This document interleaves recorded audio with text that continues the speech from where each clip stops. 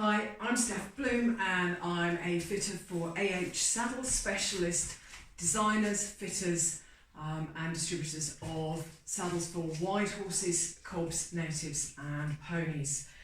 This is one in our series of videos on every single one of our models, and today we are looking at the Affinity Dressage. So this is on the very similar tree to the GPJ. Hopefully you might have seen the GPJ video. That was kind of the first saddle that we did on that tree, and we recently introduced, well, probably 2-3 years ago, we introduced a dressage saddle on that tree, which fills a really nice space in between the deep-seated classic. It's not quite as deep as that, but it's a little bit wider, but it's not as wide or flat as the Super Cob, and it's not as neat and flat as the sport tree that's in the Heathland and our pony dressage. So it's got, I would say, a semi-deep seat. Sorry, this is Django who's come to say hello. So it's not a truly deep seat, but it does mean it's a little more open and allows you to find your space in it. So anyway, yeah, GPJ tree, so that allows for a little bit more height and wither. It's not for completely flat backs, although at certain widths, particularly wide, extra wide, maybe double extra wide, it can work on really quite flat wide backs. But otherwise, yeah, it can accommodate a bit of wither, has that slightly higher cantle just to balance the pommel. I'm just going to show you it kind of in balance. If I do that, that's the saddle more in balance. It always changes the look of the saddle as to how it's balanced. So just bringing the front down a little bit there. So this is available in 16.5 to 18. We wouldn't stock 18, that would be made to order. But 16.5, 17, 17.5 would be standard saddles. We carry some stock. So chat to your fitter that covers your area to see if they can bring one out for you to try. As I say, the tree is for a little bit more wither. It's got a decent sized gusset at the back to balance that. That tends to be the relationship. How much pommel height is there? How much gusset depth do you need at the back to fit the average horse of that shape? And obviously the flocking can then be tweaked from there. So this might fit breeds such as larger drafts. It would go on many Welsh Ds that have got a little bit of wither. Some Highlands, those with a bit of wither. And all sorts of riding horses. So, I mean, it really is versatile. In a 16.5, it's even going to go on a lot of the, 14-hand and under natives. So, yeah, very versatile. It's got as I say, a sort of semi-deep seat. It's more open than deep, but it's going to be supportive for you. It's got a moderately wide seat.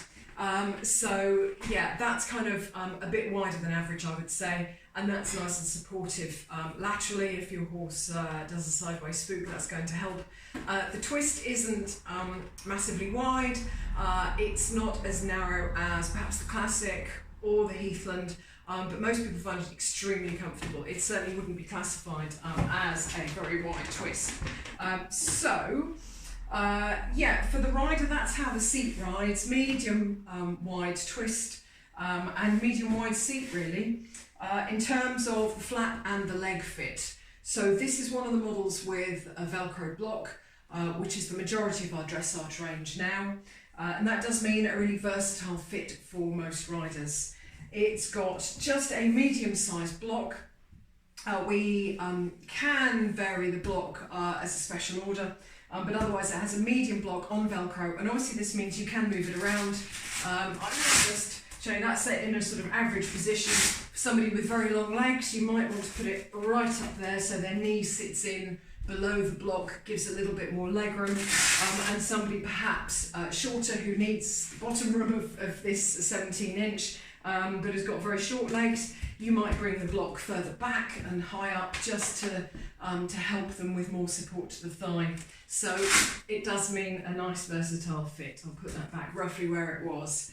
As with all of our saddles, they come with foregirth straps, and I know that's surprising on a dressage saddle, but you can unstitch the two pairs that you don't want to use. I'd always say unstitch. I've even had a customer pay a saddler to remove the two she didn't want after she'd had her trial period and decided which two pairs would be used. and she paid good money, and they just cut through the webbing. So they can be unstitched, that's dead easy. We have point strap which runs under the knee block at the front, balance strap at the back, and the two neutral straps in the middle, and they allow us to fit this saddle to different shapes of horses and ponies. It can relate to kind of ribcage width, but it also relates to where the girth groove is relative to where the saddle sits. So if you're trying to keep the saddle back off the shoulder, which is often the case with natives cobs, they really chuck saddles forwards, then you're probably going to use the point strap on the third. And the point strap can be used very successfully on almost all of our saddles on the right shape of horse and where the fit is really good. If it's going to pull the front of the saddle down, then you're probably not going to want to use the point strap, and it probably means that the tree is not fitted quite correctly with the right flocking or the right width or the right tree shape. Your horse might have changed shape. So point strap used in combination with the correct fit of tree and flocking, especially in the crucial front half. Looking at the underside of the saddle, we do have a fairly wide channel. It's about average for our range. It's not one of the extra wide channels, so that's going to fit, I would say, the majority of cobs, natives, other wide horses. It's going to fit a fairly wide spine. My palms are nearly 4 inches wide, so you can see that that's pretty generous. So we would fit this anywhere from wide. We could do a medium wide in some instances. That would be a special order usually.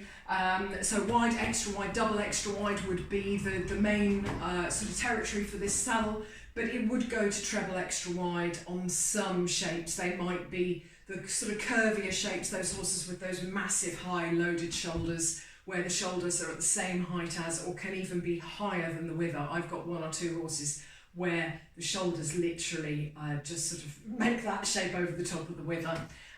It's pretty versatile in its width range. We stock black.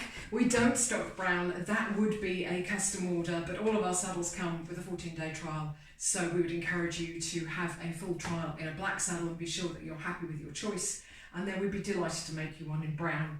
I think that pretty much covers it. It obviously is a dressage saddle. That's what you're going to use it for. So it's for the longer leg position. It has setback dressage bars.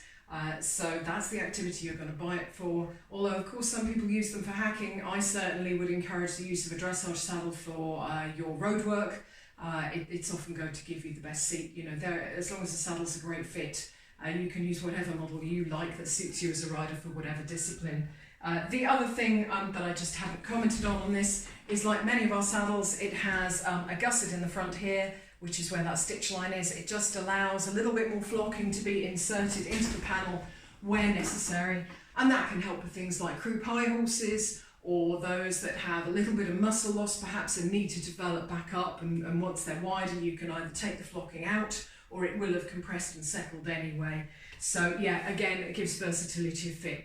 Essentially, we set it up for girth straps as versatile flocking as we possibly can with that panel shape, so that it will fit a really wide range of horses and riders with those Velcro blocks. So that is your in-depth guide to the Affinity Dressage from AH Saddles.